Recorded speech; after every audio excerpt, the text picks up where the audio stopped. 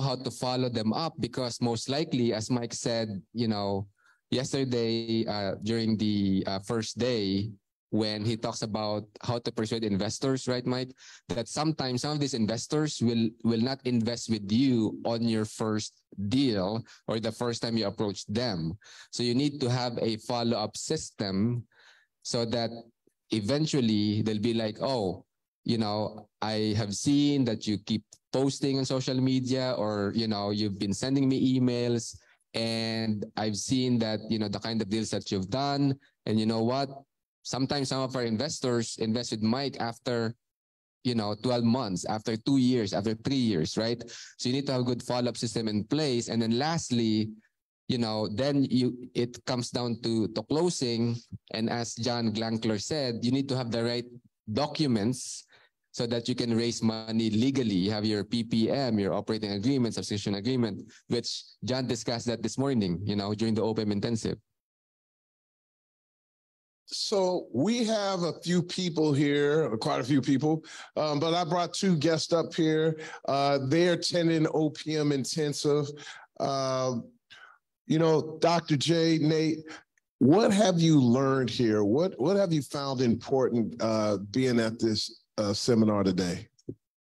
Okay, so I learned so much, but the social media presentation that we had yesterday was so valuable. So number one, and I stated this morning, right? I need to leverage my personality, on social media. I need to be more of myself, because it is more of who you are that helps to attract other people to you. It helps to gain that like, know, and trust factor. I learned about Post Ready, which is an extremely useful resource. It makes the process of posting very seamless. There are ideas already created, and it's just you adding your own spin and adding your own persona onto it so that you're able to attract those investors. And I really love when you started off OPM with changing how you look at the relationship between you and potential investors. It's not like you're begging for money, but they actually have something that they need from us, right? So it's changing that relationship dynamic in your mind and having that relationship and cultivating that relationship to help, get you more deals and more money. So. All right, everybody give it for Dr. J for changing that thought process. Nate, what did you get out of this? Like Dr. J said, it's a lot we all got out of this, but some key highlights for me, it starts in the mind. It's all in the mindset. So, changing your mind, your thinking, to be able to know that you can do it. Think like a millionaire if you want to be able to raise that $1 million. Believe in yourself. Don't just be a small SEAL, but be a Navy SEAL. Don't be the cat, but be the lion. Have that mindset and confidence, because I don't know about many of the people that were here, but for myself, I struggle with the confidence. Like, can I do it? Because I don't feel like I have a network of people that have $1 million. But like Dr. J said, there you go. What can I do? You can do it. So I believe I can do it. I know I can do it. And I'm not saying I'm going to try to do it, because I'm going to do it. And I'm going to be proof that because of me starting here with OPM and Masterminds, going through the coursework, that I'm going to be able to do it. But like Dr. J said, the power of social network is so big.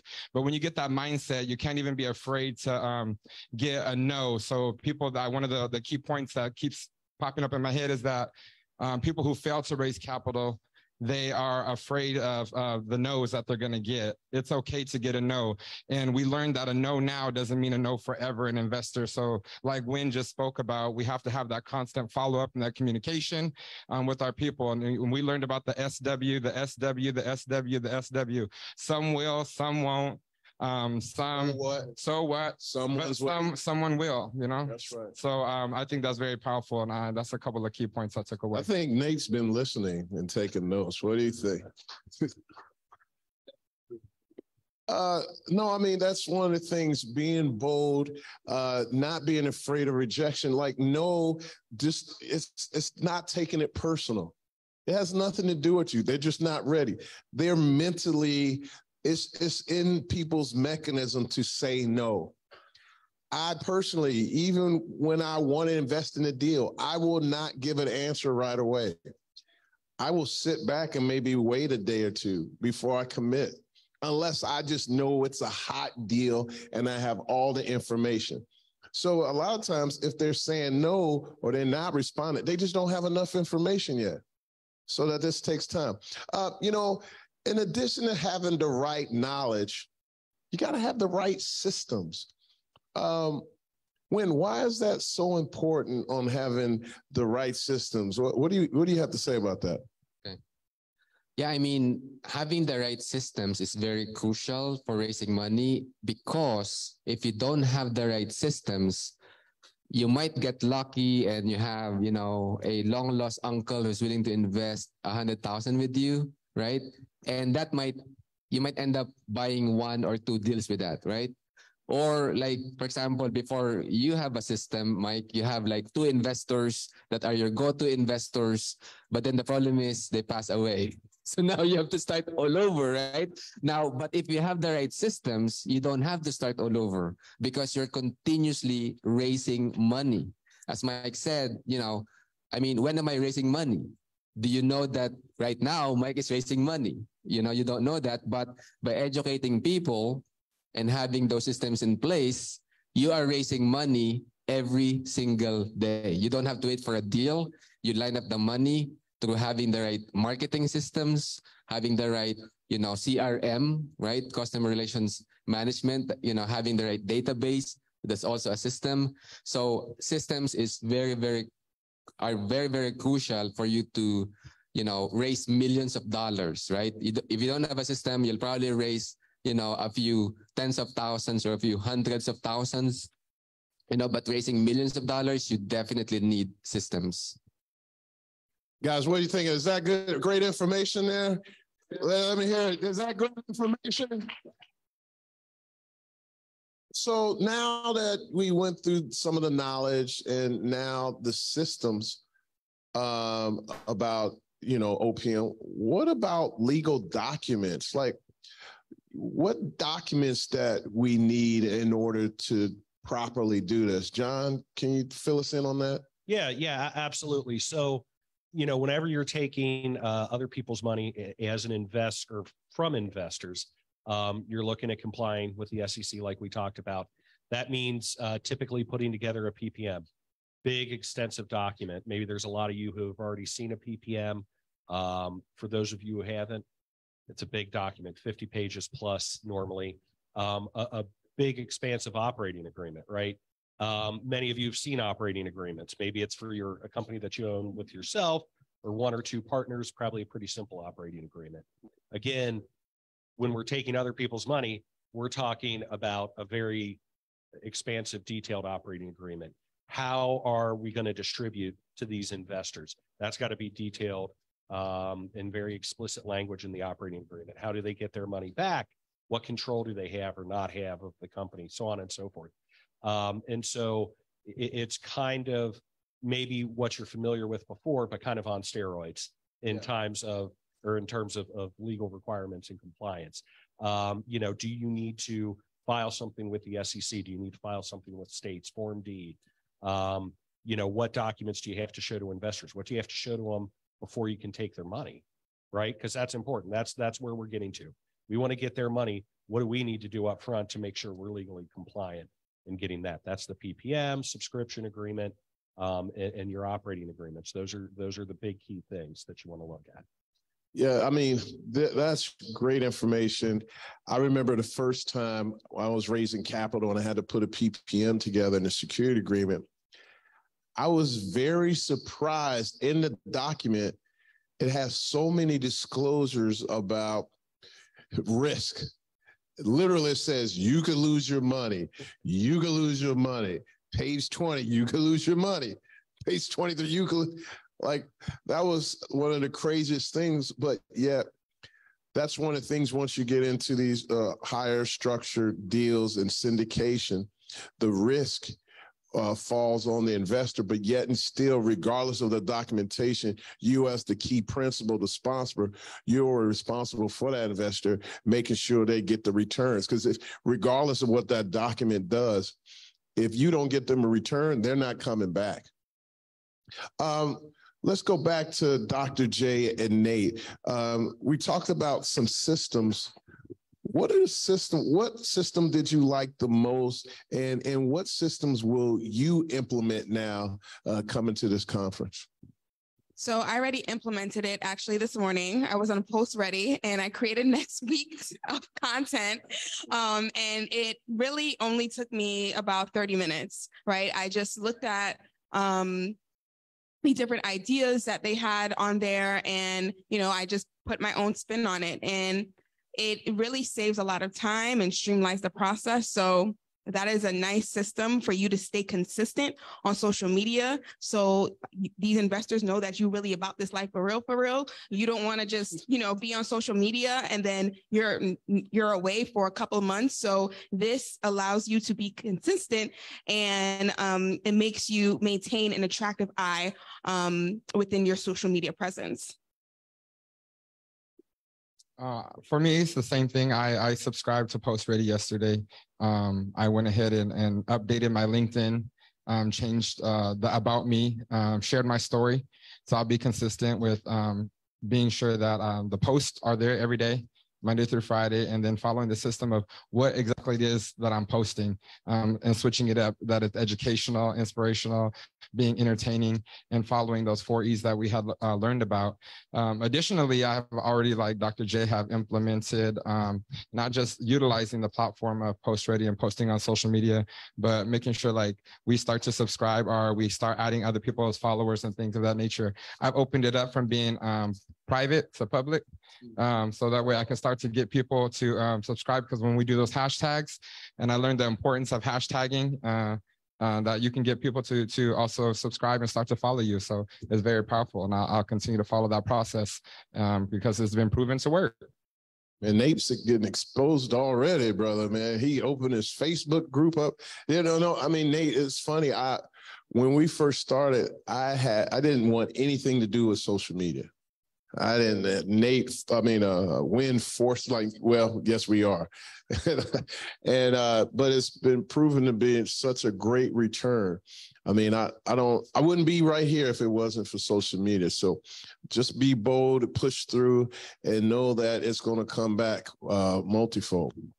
I believe in that, because I feel like everybody in this room wouldn't be here if it wasn't for social media, because I found you on social media. Absolutely. And so it connects you with people who are not just across the U.S., but across the nation. Because my coach, who's in Kuwait, across the world, you know, I was able to connect with her and found her on social media. My partner from Bolivia, where we're doing deals in the States. So, I mean, social media is literally worldwide, and it's the cheapest form of marketing that we can use. So look, now we got the systems, we got the paperwork, all right? But if we're doing all these things right, that still may not be enough. We need to connect with high net worth individuals in order to raise this capital. How do we connect with these people? How do we get to these people? How do we increase this? Or who should we network with or get exposed to? Okay. Yeah. So during the OPM intensive, I shared or explained the whole concept of having your hot market, warm market, and cold market, right? So your hot market are people who know you, and people you know have money and bonus points if they like to invest in real estate, you know. So those people, just call them, right? Call them, email them, show them a deal, and most likely they'll invest with you if they know, like, and trust you, okay?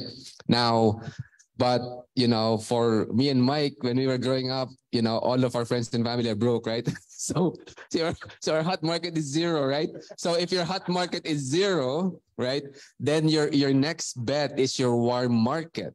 What the heck is a warm market? These are people who don't know you, but they're already investing in real estate, maybe actively or passively, or at least they're interested in investing in real estate. So how do you find these people? Well, you go to targeted Facebook groups like Apartment Investing Secrets, the Burr Invest Group, you know, you can go to real estate forums like Bigger Pockets, because you want to be in places where your potential investors hang out. Like some of the investors that we get, passive investors, some of them, they start out as landlords. And then eventually they either retire or they get burned out and say, hey, you know what? I'm too old for, you know, for tenants, toilets, and trash. I'll have someone like Mike who is aggressive and, you know, here's my money, right? You know, and just invest my money. I just want to receive a, you know, like dividends or passive income out of that. So that's your warm market. And then, I mean, that by itself will be enough to fund basically all of your deals until you become like Mike. And then now you're dealing with, you know, deals that are in the hundreds of millions of dollars. That's when you need your cold market. Your cold market are people who don't know you. They don't know real estate investing. However, they're probably investors in the stock market, crypto market, or they have a lot of money in their savings account, right? And the strategy there is you educate them about real estate investing. Basically, the whole strategy is you convert your cold market to your warm market by educating them, and then you convert your warm market to your hot market by sharing your story and showing them the kind of deals, you know, or the kind of knowledge that you have, right? You know, sharing a little bit about your personality. Dr. J talks about that. So that's the way to meet high net worth individuals. Now, another thing that you can do, which again, you know, Michael talk about this later on, is about having access to big money. And this is where institutional investors, hedge funds, and family offices come in. So that's a whole topic altogether, you know, but for most people, targeting their hot market and warm market will be enough for them to raise millions of dollars. Yeah, no doubt. Some high net worth individuals. Yeah, like you said, growing up, I wasn't around wealthy people, wealthy in spirit, but not financially. And so, you know, really, social media changed that, leveled the playing fields, as we say. A lot of people, the reason, I mean, seriously, they just were not in that industry. I'm meeting a lot more people that the reason they're doing such large deals, they came up in that industry. Some of the largest developers and Black developers, which I didn't even, you know, of this caliber, I didn't know except for Don Peebles.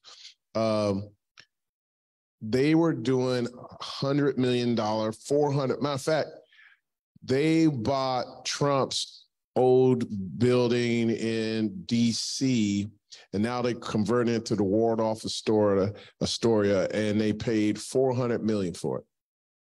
And then they're going to put $100 to $200 million into it. And I'm like, well, how the hell you get to this? And he was like, dude, like my family grew up managing money. And I just kept making a player. So they're in the room, they're at the table. How do you get to the table? You come to events like this. Then once you get to learn the basics, now you got the communication, you go to the next table. You go to a multifamily office group seminar or something, right? Because they're gonna talk. Wait, they're not gonna talk like this. Right now, we just feeding you, right? But when you get there, they stay on another level. Every level, it just keeps going up. It's just like a video game. But John, you know, now that we met these high net worth individuals, can you tell us about accredited investors? Because that's how they label. What is that? Who is that? What's the difference between non-accredited and accredited? Yeah. So what we're talking about here is when we're marketing to high net worth individuals who are going to be accredited investors, we can do so publicly, our deals. We can blast it on Facebook, social media, other angles. Accredited investors, there's a strict definition. You have to have either $200,000 net income in the previous 2 years or $300,000 if you're a married couple. or a net worth of in excess of $1 million, exclusive of your primary residence. And so those are kind of that's sort of the cutoff for the high net worth individuals that we're talking about in a legal sense. So in one of the interesting things, I looked this up, there's been surveys done. It's only about 8 to 10% of the population or households in the United States. So it's a relatively small pool of people that we're targeting who are these accredited investors who we can go after publicly if we don't know them already. Now, I need some audience participation. And don't be shy because we're educating everyone. While you zoom in on this people here, if you are an accredited investor, don't fall over. There you go. If you're an accredited investor, please stand up. Now, look at this. This is more than 10%. Now look, do these people look any different? Do they look? There you go. But that is true. Everybody's uniquely different. But my point is, they're not acting like they're a rock star. They're not high sedated. They're just good, down to earth, good people. We're all the same people. They have a goal as well. They're looking for more deals. Dwayne's looking for more development deals. Jeff's looking for a combination to invest in a good deal or maybe do his own deal. Everybody's looking for the same thing. If you can provide that service, you can solve a problem, you can get a deal. And guess what? For the people who didn't stand up, maybe they're not accredited, but they know some accredited people. I share this story. One of my good friends, and I have to include this because you got to get the whole vision, but Vicky, I call her the giant. She's an actual dwarf and a little lady, and she's just so crazy because she's always talking to everybody. It's like a miniature Nate. And she sold real estate, and she always sold high-end house, anywhere from $300,000 to $1 million. And she would show the house to anybody. And I used to be like, and I'm saying I was biased. I was like, Vic, now you know they ain't got no damn money. Why are you showing them that? Mike, it doesn't matter. Everybody knows somebody that can do it or purchase it. They probably got a friend. I was like, man, get out of here. You wasted time.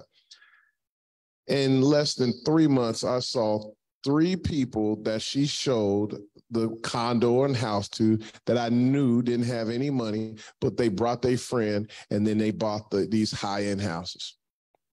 So I say that to share your message. You just don't have to share it to accredited. You can share it with non-accredited as long as you're within the guidelines, but share what you're doing. As a matter of fact, Casman was just sharing today how somebody was on his podcast or heard of his podcast and ran into him. And he called his dad and said, Dad, invest in Casman deal. He know what he's doing. And the guy called Casman and said, hey, where do I send my money? So you talked about, let's ask a student here. So what's the value right here of the right network? Tell me about why is that important, networking with the right network. Dr. J. Yeah, so I mean, this is the example right here, the OPM intensive, because we all have resources and like we have no idea what could happen. I mean, we have an idea, but it's just, we are just so much stronger and bigger when we capitalize our resources together. I have specific strengths and I could capitalize on someone's weaknesses and vice versa.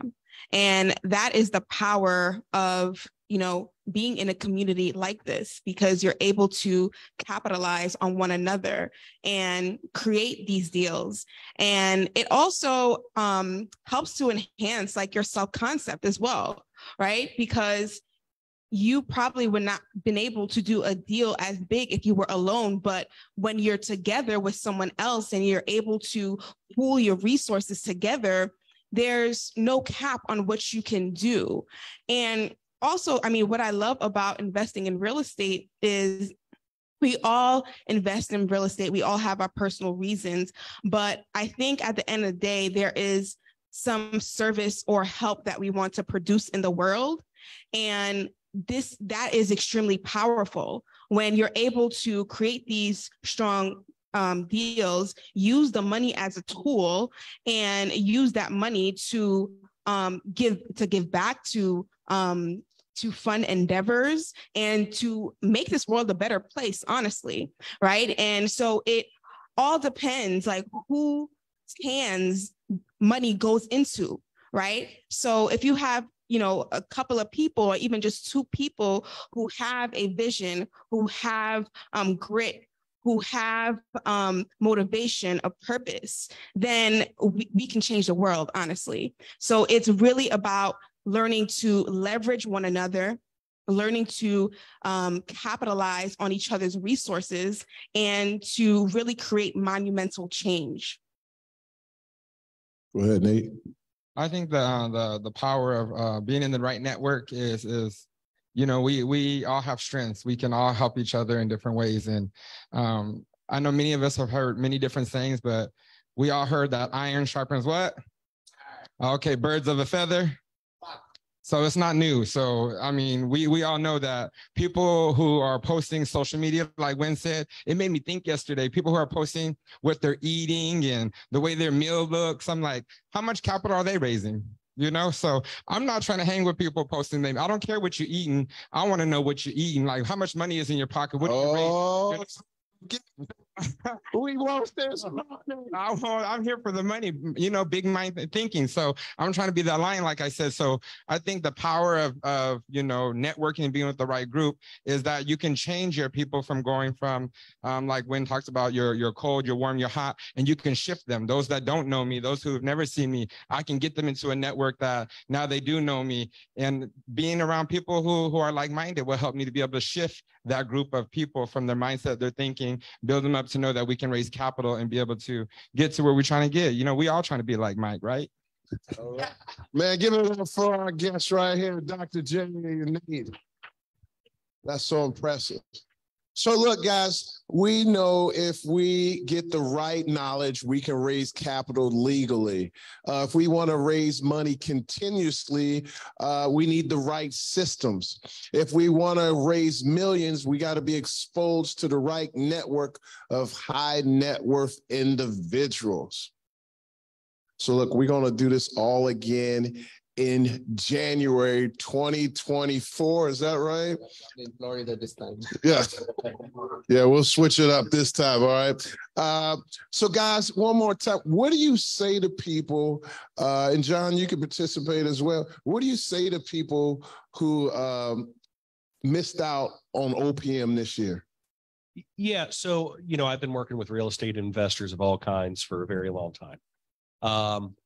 Most investors know the basics of dealing with real estate, right? They know something about property management, purchase agreements, lending, landlord-tenant law, if that's the area they're in, that sort of stuff. They have some knowledge of it. When it comes to getting money from investors, they don't know.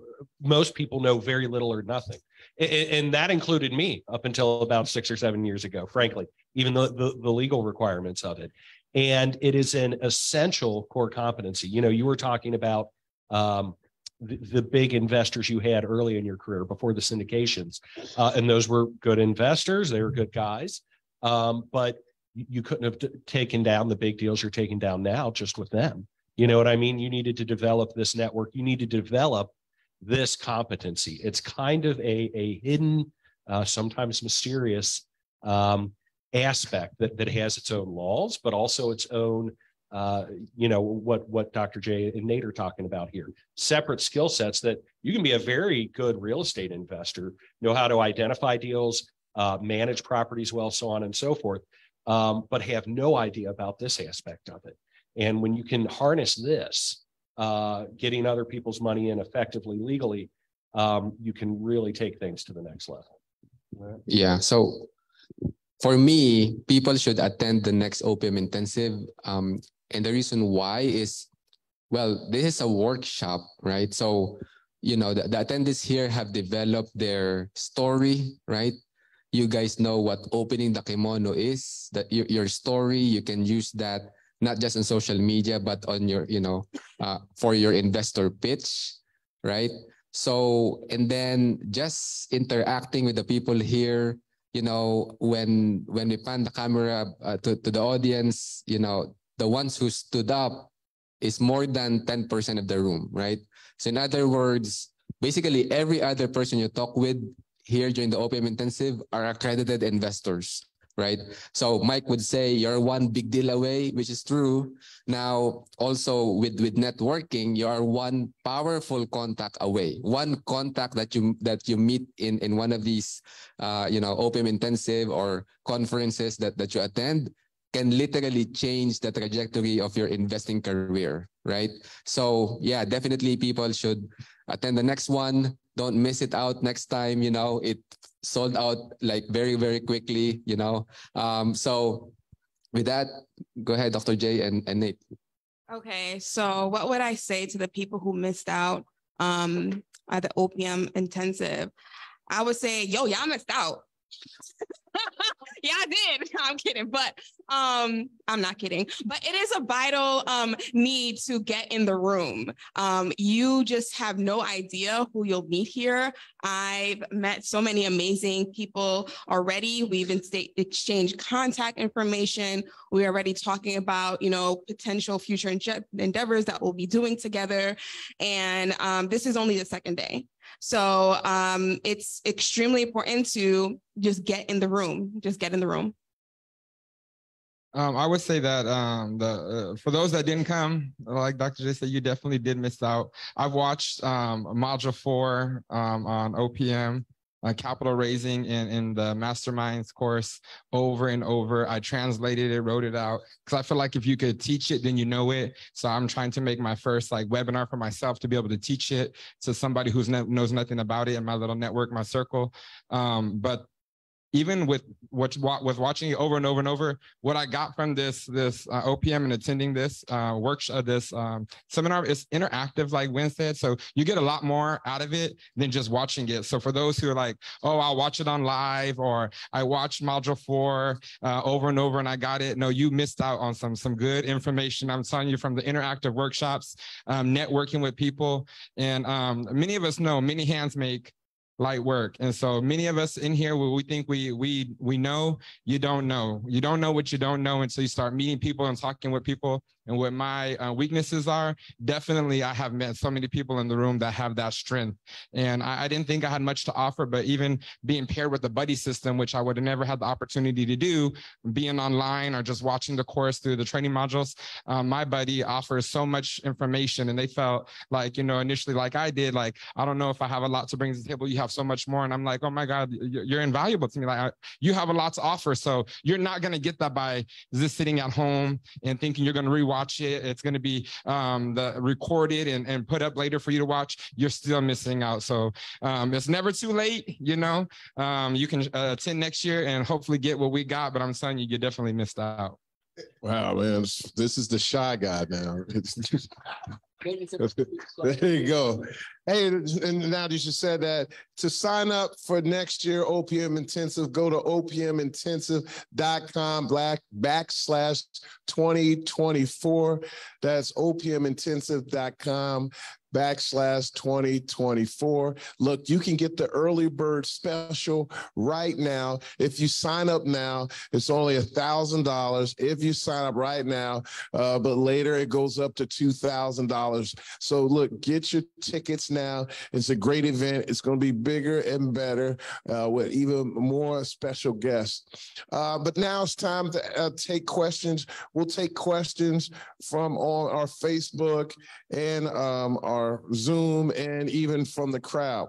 All right. So you got something, Nate? Real quick question for you, since I know people are probably thinking it, but won't ask it because I'm thinking it, so I'm going to ask it. The OPM for next year, is it open for members? Like, what's the rate for members? You talked about special rate right now, but in my mind, I'm like, I'm a member. Is that? Oh, wait, so members, that's all in your complete package. So if you're interested in being part of the mastermind group, the Big Deal Maker, Steve can set you up, and we got CK back there, Chris. You can sit back with him. If you signed up for OPM this year, you're here now. If you sign up and you want to be a part of the Big Deal Maker, you will receive a credit towards the Big Deal Maker Mastermind course. So if you haven't signed up, you better sign up. All right. So I can't read that, Walt. What's any questions? No, they were saying come do it in California or Florida. There's something in QA. Any questions in the group here? Wait, there's a few. No. No. Oh, go ahead. Go ahead, Nate. Brian Atkins. Yeah. So the attorney fees that are supposed to send all this stuff, what is that normally paid? Yeah. So Brian's asking, when the attorney fees, when setting up a PPM security agreement, when do you start making payments on that? And kind of what's not your cost, but what are typical costs on setting up a security agreement? Great questions. You're getting to the important stuff. So first of all, I typically treat it like a typical real estate transaction, meaning that maybe I get a retainer up front, especially if it's a group or someone I haven't worked with before. But then typically I will include my invoice at closing, just like I would with a non-syndication real estate transaction. How much do attorneys charge for a syndication? That is the great question. It is the at least $10,000 question. I'll put it to you that way. But potentially even more than that. It has a lot to do with how involved the syndication attorney is. So many deals I've been involved with, I've literally just done the syndication. I've not messed with purchase and sale agreement, financing, any of that. Sometimes I'm dealing with all three or two of them or whatever. So that affects things a lot. I'm hesitant to say here is what you should be looking for in terms of pricing because all needs are different. But 10 to 15,000 is probably not. I would if I was putting a deal together. Well, I can tell you, man, they go from anywhere. I've paid as low as 2,500. Now that was back in the day when I first started. All right, but 7 to 10,000. But I mean, you can rack up in a development. You could rack up, I don't know, 30, 50 to $100,000. And that's because, as he clearly mentioned, these fees did not include looking at the PSA. See, sometimes that person look at the purchase sell agreement. Sometimes there's a developer agreement. So then the developer, they're going back and forth. And then it depends on how much your lawyer costs. Like you start using them $400, $500 an hour lawyer, and you volleying back and forth every change, ching, ching, ching, ching, ching, ching. All right. So and what I would add is, let me give you a quick example, right? Maybe your first deal isn't that big. Maybe you have all your investors lined up. It's friends and family. Maybe you're only raising a few $100,000 because it's not in the scheme of things a giant deal. And you've already talked to them about distribution terms, et cetera. That's going to be pretty quick and easy. It's going to be on the low end of the cost spectrum. Sometimes there's multiple offerings. Sometimes investors have their attorneys look over it and have a ton of questions. Sometimes they're big enough investors that they can negotiate changes to the operating agreement, distribution terms, so forth. So those are things that can increase or decrease the relative price of a syndication, attorney fee wise. All right. Someone asked, what is your opinion on investing in the opportunity zone? I mean, investing in the opportunity zone can be a great opportunity. I mean, especially in the stock market, or you have a lot of gains and you're not looking for money back right. Well, even if you put it in, that doesn't mean you can't get your principal back right away. The only issue with the opportunity zone, you're going to have to leave your money in the deal or be a part of that deal for at least 10 years. My Sarasota deal is in the opportunity zone, but I did not structure that. Now, this second set of monies that I bring, I may structure that for the opportunity zone because I don't really think I'm going to sell this project. I may sell interest of the project, but I don't think I'm going to sell the project just outright unless, you know, they write the big check. But because I think Sarasota is a hot market and it's only going to get hotter. All right. But opportunities can be great opportunity. Like you can put and I forgot exactly how it all works, but you can take your gains and delay them and put them in the deal. And do they get forgive? Yeah, you can put in deal tax-free, but you have to leave the money in for at least 10 years. Yeah. So because I talked with a opportunity zone expert, and the way he explained to me is like this. So let's say you've been investing in the stock market for a long time, right? So like 10, 20 years, right? And then instead of selling your stock, let's say it's outside of your retirement account, and let's say you have $100,000 capital gains, right? When you resell it or when you sell your stock, if you instead invest that in an opportunity zone, all that $100,000 capital gains goes to zero. You know, that's why for some people that have made a lot of money investing, not necessarily in real estate, and then now they wanna, you know, don't pay the IRS, right? Legally, one way is through opportunity zones. All right. Anybody else? Go ahead.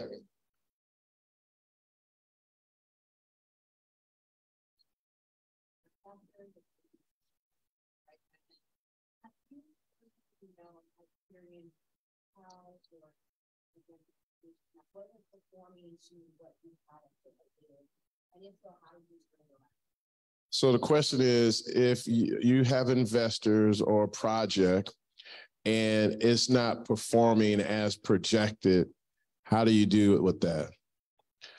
Yeah. Get ready to get your ass kicked. No, you gotta, that's where you gotta just dig in and manage it. Like I had to have that tough call when COVID happened. Like literally my investors were panicking and they were looking to me on how we were going to get out of this. And if it's not performing, that's what they're relying on you with that skill set to manage them out of there. Your job is to protect that money, protect that bank, and get it out of there and return it back to them safely. And so I know Wynn was like, oh my gosh, you talk to the people so calm. I would have been sweating bullets because literally they were like, man, how am I? They already had wrote off their investment. They was like, it's gone. And, you know, I just reassured them like, look, I don't care what happens in this COVID, you're going to get your money back. That's what I'm here for. I'm going to, if this hotel doesn't come back, what I've seen already from this market is we're selling, regardless of the COVID market, we're selling 60 rooms a night. So what that told me is I can take off the top floor, the fourth floor and the third floor. I'll just sell rooms on the first and second, and then I'll convert the other rest of the rooms to apartments.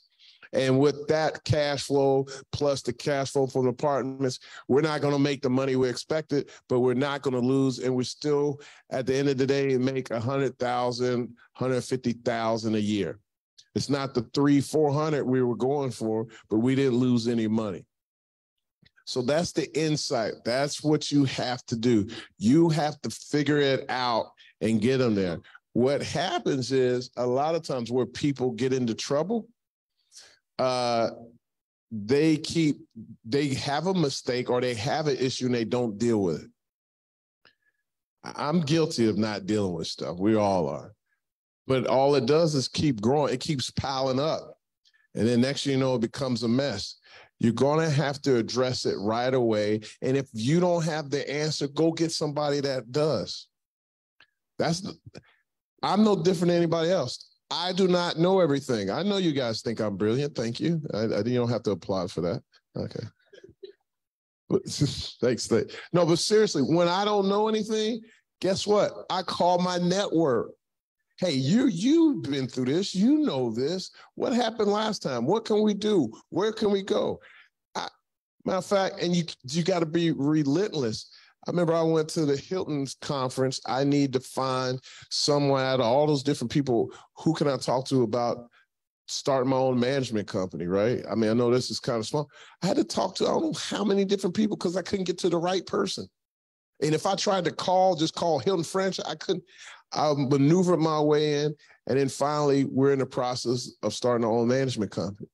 But my point is, you're going to have to call multiple people sometimes till you can find the answer that you feel comfortable and that you can handle. And maybe you may have to give away some equity to do that. But that's what you have to do. That's how you handle that. All right. Anybody else? All right. That's it. Yeah, we go to millionaire mindset. Walt, you ready? Okay, don't. All right, for now, just run it. We're behind. All right, I'm gonna keep it quick. You know, today it's just we're at OPM intensive, and a lot of great things are happening, leveraging other people's money, increasing our network, and taking in all this information. But the bottom line still goes into consistency. It still goes into being relentless. It's still being bold. It's still moving past fear, moving past an uncomfortable place. Because when we're uncomfortable, regardless of that, that is the place where we are learning the most. In difficult times, that is how we grow. If I did not have my failures, I will not be here. And because of what happened to you in the past will not define who or where you are going in the future. Listen, I told you how I lost on my first $80 million deal. I was embarrassed. I had to go back and tell my family, you know, because I remember I was so excited. I competed against so many people. We won the RFP for this $80 million hotel. And I felt like Dave Chappelle and Rick James. I was going around, I'm rich, bitch. And but then the whole spirit of demeanor changed when I had to tell them I'm not doing that project. I was on the news. I was in all the local business carriers. I had all these different people. I was on Facebook posting, and I'm doing this big deal. And it didn't change me, but I did feel disgruntled and upset and straight up just sad. But again, sometimes it's just not your time. So again, I say you have to be consistent, relentless, bold, and fearless. And this time I learned from that failure the value of a team, the value of putting the right people with you. And now here I am again. I got a bigger and better deal in a better market. That's setting me up to do even more deals consistently. So don't be afraid of failing. Failing is everything. Failing is your greatest education. I'm telling you now, even with this OPM intensive, even with all the legal documents, even getting in the right network, even using all these email campaigns, even on the following ups, you're going to screw it up somewhere. But from those mistakes, you'll learn. But you just got to keep doing it over and over and over. Steve Harvey said, you know, how did he get to his millions? And he said, one joke at a time. I wrote one joke and they paid me $10 for it. And I said, well, let me just keep writing jokes. And he wrote more, and then they started paying him 25 and 50. And then it just kept going. So all I'm telling you is, once you raise that 25, raise another. And then after you raise 50, raise another 50. Keep doing that, and imagination is everything. God bless you. God keep you. May God bless you beyond your belief, but not your capacity. And remember, you're one big deal away. See you soon. Peace.